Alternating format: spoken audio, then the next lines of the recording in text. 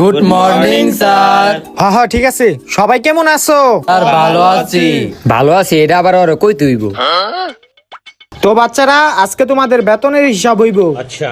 তো মারুফ, তোমার 1 মাসের বেতন বাকি আছে, এটা দিয়া দিও। আচ্ছা স্যার। এই কেরানি, তোমার তো 2 মাসের বেতন বাকি আছে, দিয়া দিও। আচ্ছা স্যার, দিয়া দি মনে। ঠিক আছে। এই নাসির, তোমার তো অনেক মাসের বেতন বাকি আছে, প্রায় 3 মাসের বেতন বাকি আছে, এটি দিয়া দিও। জি স্যার, আজকে গিয়ে দিয়া দে মনে। ঠিক আছে। এই হাসান, কত বড় বেদ্যপ, সারাইছে, কোনো সম্মান নাই, বেঞ্চের উপরে পা দিয়া রাখছে। হয় পাও না না,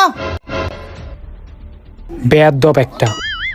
হাই হাই, তোর তো পুরা 5 মাসের বেতন বাকি আছে, এটি কবে দিবি? কি কোন স্যার, 5 মাসের বেতন বাকি? আমি তো পুরা বছরের বেতন দিয়া দিছি। পুরা বছরের বেতন দিয়া লাইছত মানে? তাহলে কি খাতায় ভুললে হা?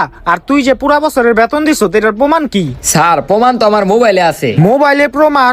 কই দেহি, মোবাইল দে। এলন।